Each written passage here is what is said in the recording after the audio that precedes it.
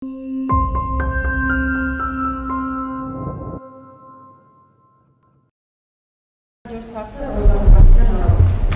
Փաշինյան, դուք ասում եք, որ նպատակ ունեք փրկել հայ առաքելական եկեղեցին եւ բարենորոգել։ Հիմա իմ մոտ բնական հարց է հնչում, դուք չեք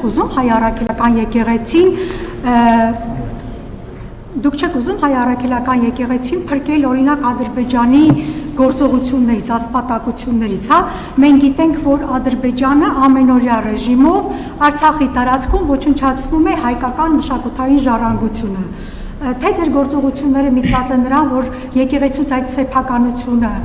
Արցախի եկեղեցիների խլվի եւ ավելի հեշտությամբ ադրբեջանցիները այդ գործողությունները իրականացնեն, ավերեն մեր վանքերն ու եկեղեցիները հազարամյա եւ հայ առաքելական եկեղեցին հայց էր ներկայացրել միջազգային դատարան Շուշիի կանաչ ժամի հետ կապված դուք խոսում եք հայցերը հետ քաշելու մասին, փաստորեն եկեղեցին հայցեր է ներկայացրել, արդյոք սա նշանակում է, որ ձեր հակասությունը իրականում սա է հենց կաթողիկոսի հետ, եւ եթե հայցերը հետ չվերցնի եկեղեցին, ինչ եք անելու։ Հայաստանի եւ Ադրբեջանի հարաբերություններում կան բազմաթիվ հարցեր եւ այդ հարցերը պետք է անդրադարձ ունենան խաղաղության գործընթացում։ Մենք կենտրոնացած ենք խաղաղության եւ միջպետական հարաբերությունների հաստատման մասին համաձայնագրի ստորագրման եւ խաղաղության հետագա ինստիտուցիոնալացման վրա։ Եվ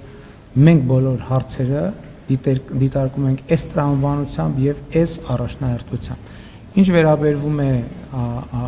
ոչ պետական ոչ միջպետական հայցադիմումներին, դրա հետ կապված ես որևէ մեկնաբանություն չունեմ։ Դուք գիտեք, որ կա կարգավորում խաղաղության համաձայնագրում միջպետական հայցերի վերաբերյալ եւ այդ կարգավորումները ուժի մեջ կմտնեն ստորագրումից եւ ավերացումից հետո։